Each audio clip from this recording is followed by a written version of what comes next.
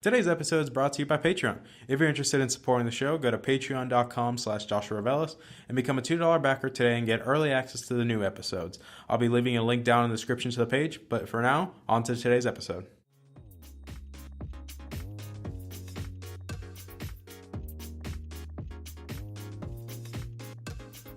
You're listening to the Augmented Experience podcast. My name is Joshua Revelis. I'm a student, musician, and a gamer at heart. Join me as I sit down with fellow enthusiasts to talk about what's going on in the technology, business, and gaming world. I hope you guys enjoy.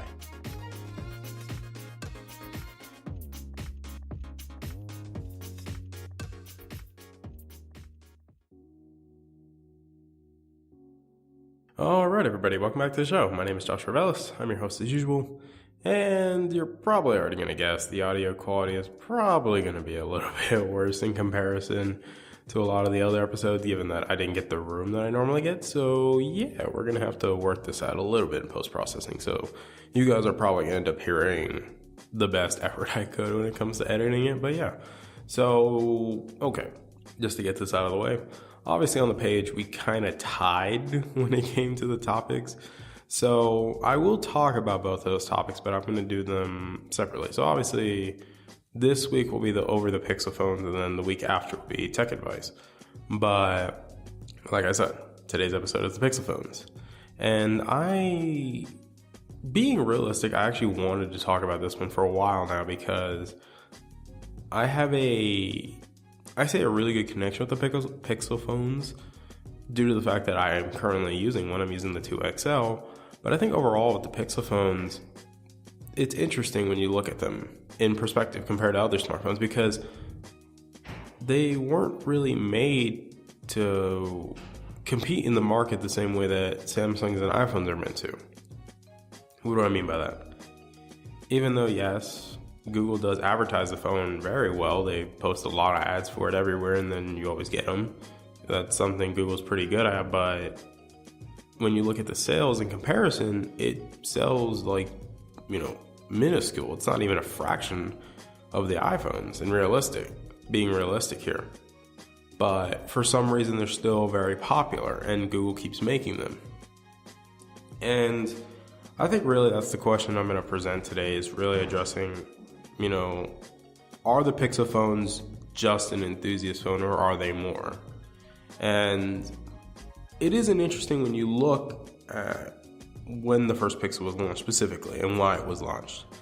So the original Pixel, it was mainly created because, Google obviously bought out the Nexus, which Huawei made the Nexus line, but the Nexus 6P was the last phone made before the original Pixel. And that's when Google decided to enter the smartphone market. And if I'm correct, the original Pixel came out in 2016. Yeah, that would make sense because the 2017 was the Pixel 2 and 2018 was the Pixel 3. So yeah, it would be 2016 is when the original Pixel came out. And when it came out, there was one major thing that made it stick out, which was the cameras. And that's what the Pixel phones always are known for nowadays, is the camera. The camera is always voted as one of the best smartphone cameras, period, because it's only one lens. It never needed dual lens. It never needed like triple lens. And now we're even going to the direction of, quad and like we're going into like 5 lenses on a phone. And it never needed that. And it was interesting because it was a phone made by Google, so that means Android was going to be the cleanest version. And realistically, if we're being honest, the Pixel was made to drive people from iPhones to Android to get them to convert over. And I think it was a smart idea on paper, but obviously it didn't pan out because even though it was the cleanest version of Android and it was popular by most YouTubers, they used it because obviously the camera was very important to them and clean Android and everything. And, they promoted it heavily and they always rated it as one of their best phones of the year. But it still didn't sell well. It still sold pretty terribly, to be honest. These phones don't sell well and they have a lot of issues with them. Like, I remember in the first Pixel, one of the main things that had bad, realistically, was the fact that it only had a mono speaker. It had huge bezels for what it should be, especially at that time. We had the I think we were going into the S8 because it came out during late October, because that's usually when the Pixel phones, they always launch near the end of the year. But their design was very iffy, if I'm saying the least, realistically. They always take inspiration from Apple or Samsung when it comes to designs. Obviously, the first Pixel took, what was originally the Apple design when we look at the 8 and the 8 Plus, or the 7 and 7 Plus, or that lineage, and they took it. The only difference was it didn't have the fingerprint sensor on the front. It had it on the back. And so you just had this big old chin. And I'll admit, they had unique colors, like the blue and white was really good. And I think that's always something interesting that Pixel phones always do, is they always have a really unique color scheme going. They always have a white, they always have a black, and then they always have the special color. Obviously, if you look at every single release, the original Pixel, its special color was blue. The Pixel 2 was the panda color, but it was only for the XL. And then you have the Pixel 3, which was the pink, obviously, or somewhat pink, if you want to call it that. But, when we look at why they were made, obviously, yes, they were made to convert people from iPhones to Androids. And then, yes, in competition-wise with the other Android phones, it was meant to be a clean alternative because it had a lot going for it. Obviously, the best camera. But like we were going on about downsides, when the initial Pixel came out, it ugly design, no water resistance, which Android phones were already synonymous with water resistance before iPhones even added them. And then we go into the Pixel 2, which obviously I own it, but it wasn't safe from its own flaws. Obviously, yes, the 2XL, most people went for it just because of the panda color and because it was a bigger screen. But the screen was a big issue with it, where it was made by LG. And usually with those LG panners, they had really bad color accuracy or even a blue tint, but it was a really, really bad blue shifting. So when you tilt the phone, it alters the colors and it makes it look really bad. And then you also had semi-outdated design, but at the same time, you also had the removable headphone jack. And then we go to the Pixel 3, which arguably is probably better overall. The only problem is the design took a nose dip because the XL had that big ugly notch, but it did have a lot of improvements overall. And another downside to the Pixel is, they kind of inherit what the iPhone always does. Is their specs wise, yes. With Android phones, I'd say RAM is pretty important with Android phones, especially given to the optimization of the software and everything. But the thing is, Google hasn't really optimized the software, and I'd even argue the hardware, to work exactly the way they want it to, just like the iPhones. When you look at the Snapdragon chips inside of the Snapdragon chips inside of the Pixel phones, they're underclocked. They're not clocked like all the other ones for some reason. That's why its performance is less compared to the competition. That's why Samsung's clock higher, and obviously the OnePlus is going to score the highest because it's using an overclocked version of those chips. But the Pixel phone ranks near the bottom, and that's kind of sad, especially when you're charging flagship prices for, a flagship is what it is. But the only people that were really recommending it were the YouTubers, the big YouTubers in the tech community, because of the phone's overall package, I would say. Even though, yes, it was missing a lot of features in comparison, which they added over time and took away some in the process. I think the fact that its camera alone is what carried it as a good phone. Even though, yes, if you want an overall best performer, then yes, the Samsung phones will always take the cake because they always pack the most features into them as possible. And then obviously, if convenience-wise, the iPhones, being honest, are considered the most consistent. Even though, yes, Apple is always charging a lot for it, but that's kind of how the company operates because they're already making everything for you. They're doing the job for you. So it makes it a weird thing because where does the Pixel stand? And honestly, yes. I've always stated this multiple times. I only view the Pixels as enthusiast phones because, it's some drawbacks that I feel like most consumers can't really get over, in my opinion, due to the fact that, let's think about it. Obviously, yes, due to the lower clock speed on the chips and everything and not as much RAM, because it's only using 4, the fact that they're doing that, it kind of makes the phone eventually slow down, which a lot of people have been reporting with the 2XL and even the 3XL, that it slows down. And that's kind of sad because the 2 is already slowing down after a few months. And, some people will say that, that's probably just the 835 because that chip wasn't that good in comparison to the 845. But I would beg to differ due to the fact that a phone still shouldn't slow down no matter, even if the chip is considered bad. Overall, the optimization should be good, even though the phone is made by Google directly.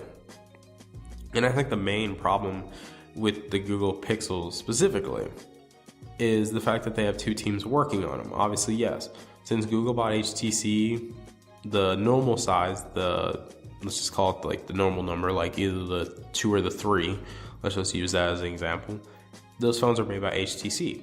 And that's why overall, performance-wise, they don't have any issues. They're not slowing down. There's no reports of them slowing down. The XL, however, is made by LG, and that causes some problems because in comparison, LG's track record for clean software isn't as good as HTC's and optimizing and making everything work the way it's supposed to be, which, that's kind of a bad thing because I did have an LG phone before. That's really the first flagship phone I had when I switched back to Android was the G6. But we run into an issue of the fact that you have 2 different teams and they're using 2 different design languages. This ends up causing a big issue because quality control is not as easy as you want it to be because there's 2 different teams. I've always stated, and I know a lot of tech YouTubers have stated as well, that the Pixel phone should only be made by one team, and that team should be the HTC team that they bought out. Realistically, yes, I believe that is their better option because the smaller phones seem to always do better in comparison, even though, yes, people prefer the XL model due to the fact the bigger battery and probably, not any different than cameras because that's one of the benefits to the Pixel phones is all the cameras are the same no matter what. Even if you get the XL or the regular, the cameras are always going to be the same. And then obviously storage options, they don't charge, I would say in comparison, they don't have as much storage as the competition because obviously since it is Google phone, it relies heavily on Google Photos and they back up all your photos with no issues at all and true quality, unlimited storage. Obviously, yes, it is on the cloud and a lot of people prefer to have their pictures on them all the time instead of just having to dump them into the cloud. That's why people like expandable storage or they like having a lot of storage on their phones. But Google's not really, just upload it to the cloud because that's sufficient. That's better overall. But, some people can argue with that. And I agree with those arguments too, because I think that I would prefer a higher storage option because I get that capping it at 120 gigabytes is great because you probably aren't going to kill it. You probably aren't going to fill it up. But the second that you start introducing 4K 60 and things like that, then yeah, you're clearly going to fill that up because 120 gigabytes is not going to be able to hold many 4K 60 videos. And some people prefer to record in that because it is a lot of detail, but you get what I mean. I'd rather not have it, or specifically, I'd rather have it and not need it than not having it and needing it. That's basically the quote that I always, like I said, that I always apply that when I'm buying stuff. And it's interesting because when you look at my experience with the Pixel phone, it's kind of funny because overall, it's been my favorite phone I've ever owned in my life, to be honest. It has. I liked it better than my iPhone, and I liked it better than all the other Android phones I've owned up so far. And it's always the phone I kept going back to. Even though, yes, I will admit it does have hiccups and everything, but I think it's just because that I can get over it to a degree, and I'm so infatuated by the camera is what's always going to keep getting me back. And obviously, yes, I stuck with the 2XL and did not get the 3XL because, yeah, it's, in my opinion, I didn't want to have that big ugly notch on the Pixel 3XL because it was pretty bad. It looked like a derp face. And that's why I kept going back to my Pixel 2XL. And when I bought my OnePlus 6, it was in the intention of replacing my Pixel 2, but after using the OnePlus 6 for a while, I was like, I can't really give up my Pixel.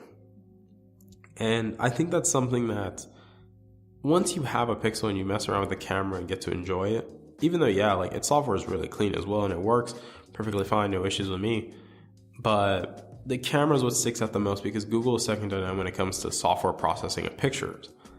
And I think that's a very important thing to keep in mind because say if Google ever bumped up the hardware and finally made all the hardware improvements that they need to do, like make a fully clocked Snapdragon chip, put a good amount of RAM in there, 6 to 8, like clean Android, like put more, like if they wanted to put more cameras, they could. If they did that, I think we are going to see a good competitor for phones. But obviously, Google's not really selling the phones that compete. They're just there, realistically, if we're being honest. Like, Google doesn't really care. All their money comes from their services. Like, if you look at their hardware sales, I think realistically, they barely even make up, like, a fraction of their profits.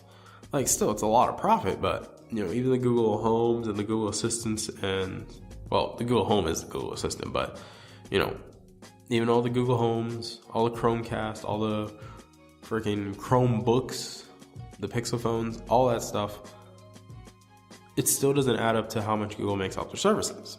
But obviously, because a lot of us use Google Drive, everybody uses Gmail, everybody uses, you know, in theory, Google Photos, because it is a really good photo app to store all your photos and everything. It is good. Obviously, Calendar, like, Chrome is a huge thing, especially on computers, because a lot of people use Chrome on their computers, because arguably it's considered the best browser. A lot of people will argue with that, but, you know, for some people it's considered the best. They only use Microsoft Edge to download Chrome, but you get the point. And I think it's interesting because Google, in my opinion, I don't think they do care about the Pixel phones, but at the same time, I think they do to a degree. It's just not to the degree that we want it to be. And I think that's what causes a lot of issues. Because since they're only treating it as an enthusiast phone, and it's only meant for a specific type of people, it makes it really hard to get more people to buy our product because you're only focusing on one group. Even though, yes, it is available with the different carriers and you can use it on any carrier, but they're only partnering with Verizon for right now.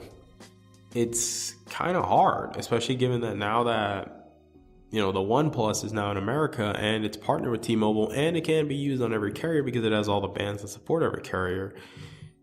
You know, buying a Pixel phone is not going to be as easy as it was before because, well, now they have competition and that competition is pretty fierce because the OnePluses are known for having a stupid amount of specs inside of them. And that's what makes them overall very good and very popular phones.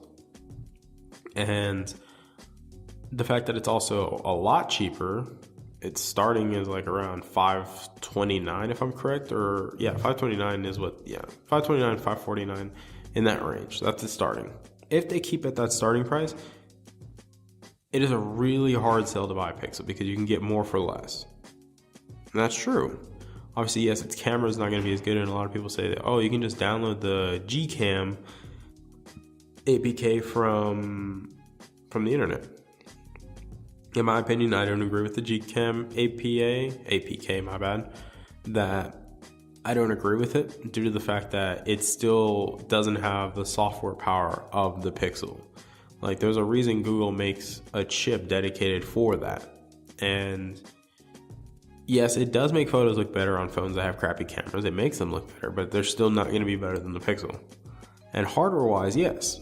In comparison to a lot of phones that have better hardware cameras, then yeah, I think the Pixel holds its own. Obviously, yes, it is limited in features due to the fact that it doesn't have a telephoto, it doesn't have a wide lens, it doesn't have incredible video stabilization like the iPhones, but even then, setting the iPhone is pretty much the bar for videos on smartphones anyways, because, well, yeah, it's incredible on how good the video stabilization is on those iPhones.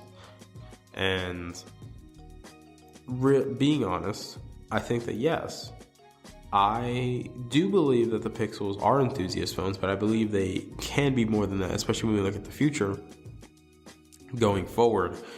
The Pixel 4 is going to be very interesting because Google knows that they messed up really bad with the 3. So they do understand that they have to make something good. They have to make a winner, especially given that this year is very competitive in terms of smartphones, because you have things like the S10 Plus. Huawei recently released announced the P30 Pro this morning. And obviously, we have the iPhones coming out near the end of the year. We have the next OnePlus and the T model as well. So the fact that the Pixels are coming out near the end of the year kind of makes it hard, because you have an entire year to look at what everyone's doing and think how to incorporate that into your design, and you got to think how to improve it. Obviously, yes, the Pixel, when it comes to improvements, is very, I'm not going to say minuscule, but they put too much detail on improving where it doesn't need to be improved as much. The camera doesn't really need to be improved much more than it already is, because it's all based on software. But having good hardware is good as well. So that's why if you put them together, you get a monster camera. And then you got things like, obviously, upgrading the dual firing speakers in the front, which is a huge benefit. Makes watching videos a lot easier. Obviously, yes, making sure that the screen is the highest quality that you can get it. Improve the battery life as well. Put a fully clocked Snapdragon inside there and don't use underclocked realistically. There's so much Google can do with the Pixels, but they don't do it. And I think that's what makes it a travesty, because they're such amazing phones. And I think that's what sucks, because it's an enthusiast phone that I believe a lot of people should experience at least once in their life. I believe it's something that you should try it out, because when you try it out, you start to see the benefits to it, and you kind of get accustomed to them to a degree. Obviously, yes, I'm not telling you to compromise when it comes to buying, that you should compromise just to get an experience, but what I am saying is that you should give it a try sometime. I think it's well worth the time to get to enjoy the phone for what it can do. And what it does is it's incredible at it. And that's not even an exaggeration. It just is. It's software in terms of being straight from Google and stock Android and things like that. Yes. It does get the updates a lot quicker in comparison by a long margin. Obviously, yes, Google has opened their update program to other people, and OnePlus is one of them. So OnePlus does get the phones fairly quickly as well. Obviously, Samsung and LG and HTC and all them are behind because they take a very long time to get updates. But Google gets the updates the second they come out. The day of they come out, Google gets them. All the Pixels get them. You can just download it immediately. And to me, it's interesting because it's Google has some good things going for them. Some, when it comes to the Pixel phones. But I do believe that its shortcomings really do hinder this phone's performance in the long term. And I feel like the Pixel 4 is going to be interesting to see how the company not only addresses these things, but how to improve on them, how to make everything better, or what can we do to get this phone out of the enthusiast circle and get it into the consumer circle. It's the same thing I say with Apple. The only difference is with Apple, they're already in the consumer circle. They just got to figure out how to get into the people that are snobs and are very picky about Apple. And to me, it's interesting too, especially given that Apple's entire shift to services now after yesterday's conference, which I called it, and a lot of us in the tech YouTube community, we also called it because obviously, it was the best course of action they could do. Selling hardware every single year and upgrading the hardware every year is not going to cut it anymore. It doesn't work. And obviously, yes, the Pixels, they do always have room to improve because they don't sell that well. So obviously, yes, if we get to the point that a Pixel ever is the number one selling phone in the US or another country, then that'll be a first, because it doesn't really do that. It's not meant to be an instant seller. It's meant to be this is an option. Would you consider? And I think that's realistically all I got for you guys in that sense. I can't really think of much else to talk about, if I'm being real. I think we covered the Pixel as much as we can. And I think, I hope you guys walked away with a better understanding of it, because to my opinion, I love the Pixel phones to death. I honestly believe they're some of the best phones ever made, but its shortcomings hinder that due to the fact that, yes, its quality control is very out of whack. It's very hard to predict what will work and what won't. And then you have things like, obviously, yes, like hardware wise, it's not as good as the competition, and they need to get it better than the competition because the competition is taking their lunch money. And then, yeah, the camera. I would consider maybe adding a second lens, clearly. I think a second lens would be very beneficial on the back because it already has one on the front now thanks to the 3. But I think overall a second lens should be very beneficial. Maybe a telephoto or maybe wide angle. Either one of those would be great. And obviously if you add OIS to it, it'll be incredible. So yeah, that's really all I got for you guys, to be honest. I hope you guys enjoyed today's episode. Thank you guys so much for your time. I love you guys to death. You guys take care of yourselves. Have a wonderful week. Bye, guys.